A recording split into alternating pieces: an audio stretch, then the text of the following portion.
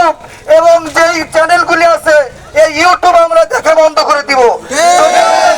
YouTube বন্ধ করি তাহলে 210 বিলিয়ন ডলার তারা লস খাবে।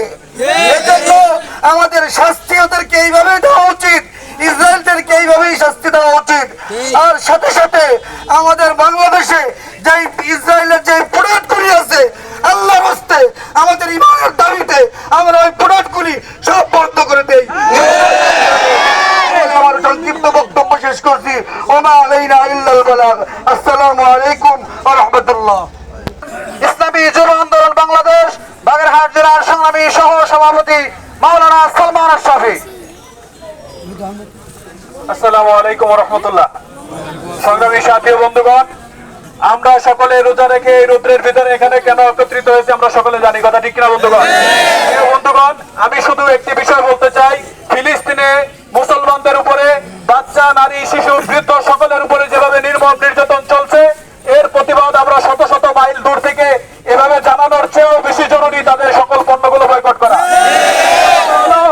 আরেকটি কথা ভাই, আমাদের প্রতিবেশী দেশ যাদেরকে আমরা বন্ধু রাষ্ট্র হিসেবে সারা জীবন শুনে এসেছি, জেনে এসেছি, কিন্তু প্রকৃতপক্ষে তারা বাংলাদেশের মুসলমানদের বন্ধু না, বাংলাদেশের বন্ধু না। মুসলিম নিবারণ নির্যাতন চলতেছে, এর প্রতিবাদে রাষ্ট্রীয়ভাবেও জানাতে হবে। আমরা সরকারকে উদ্যত আহ্বান জানাবো এবং আমরা সকল ভারতীয় পণ্য বয়কট করবো।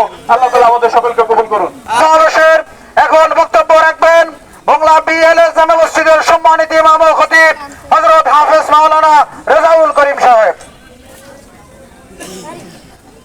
আসসালামু আলাইকুম ওয়া রাহমাতুল্লাহ। সংগ্রামী ভাইয়েরা, আমরা সকলেই অবগত, যুদ্ধ বিরতি দেওয়ার পরেও নিরস্ত্র ফিলিস্তিনের নারী, শিশু নির্বিশেষে ঘুমন্ত মুসলমানদের উপর যেভাবে নির্বিচারে হত্যাযজ্ঞ চালিয়ে একসাথে 400 উপরে মুসলমানদেরকে শহীদ করেছে, এই পবিত্র মাহে রমজানে আমরা তো নিরিবিলি রোজা রাখছি, যার মনে চায় আমরা ইবাদত করছি, যার মনে চায় আমরা ইবাদত করি না। সম্মানিত উপস্থিতি, ফিলিস্তিনে ইচ্ছা করলেও তারা রোজা রাখতে পারছে না, ইচ্ছা করলেও তারা একটু শান্তিতে ঘুমাতে পারছে না। সম্মানিত উপস্থিতি, এই অবস্থায়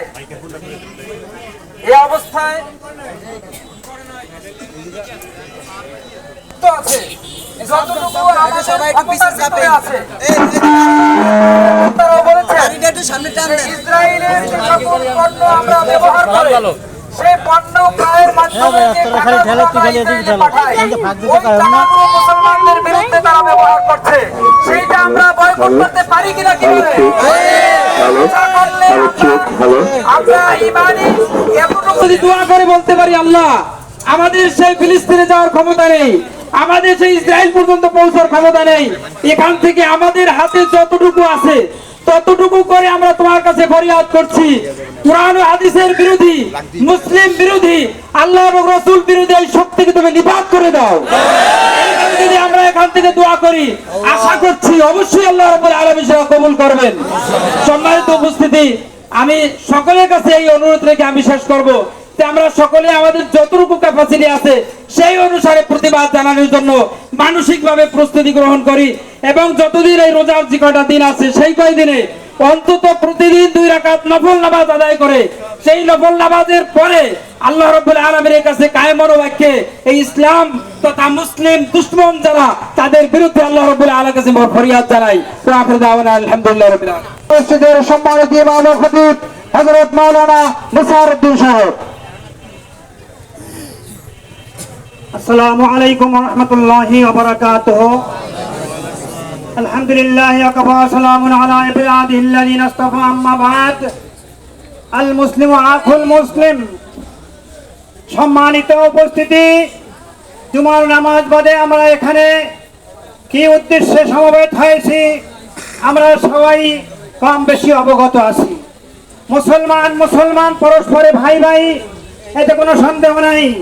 কিন্তু আজকের সারা বিশ্বের মুসলিম একত্রিত হয়ে যদি এই ফিলিস্তিনি পক্ষে, ইসরায়েলের বিপক্ষে আজ যদি আমরা আমাদের কণ্ঠকে উঁচু করতাম তাহলে ইসরায়েল আরো আগেই নির্বাপিত হয়ে যেত। কিন্তু আজকের আমাদের দুঃখের বিষয় যে আমাদের সবচেয়ে বৃহৎ মুসলিম দেশ সৌদি আরব, তারা আজকের ইহুদিদের পাঁচটা গোলাম হয়ে নিলাম রয়েছে। নিলাম থাকার কারণে আজকের এই ইহুদি শক্তি দিন দিন মুসলিম মিল্লাতের পরে চড়াও হচ্ছে। ইভেন আমাদের প্রতিবেশী দেশ, আমরা যাদেরকে স্বামী স্ত্রী বলে ঘোষণা দিয়েছি, বলে নাউজুবিল্লাহ, আজকের তারা কিন্তু আমাদের জাতীয় দুশ্মন, জাতীয় বেঈমান। তারা আমাদের মুসলমান ভাই বোনদেরকে এই মাহে মোবারক রমজান মাসে তারা সেহরি খেতে দিচ্ছে না, রোজা রাখতে দিচ্ছে না, বিভিন্ন দিক থেকে তাদের উপরে টর্চার করছে। আর আপনারা তো মিডিয়ায় দেখতে পাচ্ছেন যে ফিলিস্তিনে এই ইদানিং 400 বেশি মুসলমান নর নারী শিশু বৃদ্ধ বালবনিতা শহীদ করে দিয়েছে।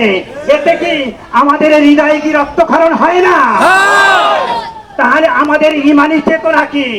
আমাদের ইমানি চেতনা হলো যে আমরা এখান থেকে ফিলিস্তিনি যেতে পারতেছি না, কিন্তু ইসরায়েলি যত পণ্য আছে, ভারতীয় যত পণ্য আছে, এইগুলি বর্জনের মাধ্যমে আমরা আমাদের কিছুটা হলো ইমানের পরিচয় দিব। সবাই রাজি আছে না?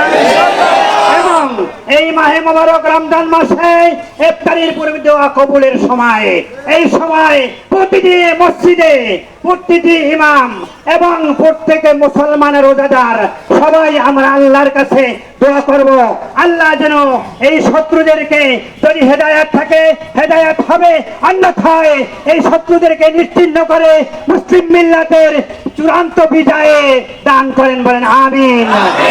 আমার বন্ধুরা আমার, আজকের এই মুসলমানদের বিজয় অতি নিকটেই। তার কারণ হলো যত রাত গভীর হয়, অন্ধকার হয়, তত আলো ত্বরান্বিত কাছে এসে যায়।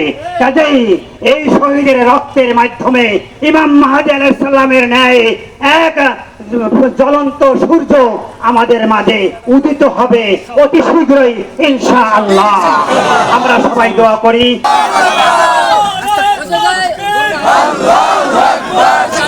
نحمده ونصلي على رسوله الكريم أما بعد فأعوذ بالله من الشيطان الرجيم بسم الله الرحمن الرحيم جاء الحق وزهق الباطل إن الباطل كان زهوقا।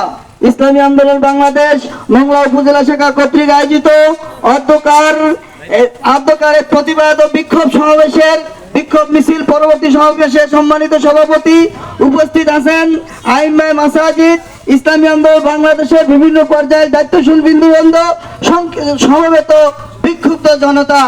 আপনারা নিশ্চয়ই জানেন, সম্প্রতি রমজান মাসে ফিলিস্তিনে যুদ্ধবিরতি চুক্তি ভঙ্গ করে বর্বর ইসরায়েল বাহিনী আমার আপনার মা বোন, বৃদ্ধ, শিশু, কৃষক, শ্রমিক এবং সাংবাদিক সহ অসংখ্য মানুষকে তারা নির্বিচারে বোমা মেরে হত্যা করেছে।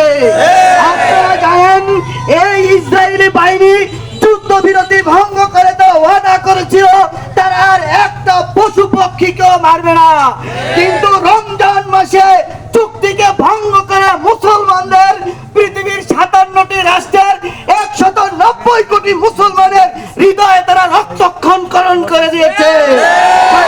বন্ধুগণ, আপনারা সবাই জানেন, পশ্চিমা বিশ্বের যে সমস্ত মানবতাবাদী লোকগুলো মানবতার বুলি আওড়ায়, ওই সমস্ত সংস্থা ব্যক্তিবর্গ আজকে নিশ্চুপ তারা মুখে কুলু পেটে বসেছে।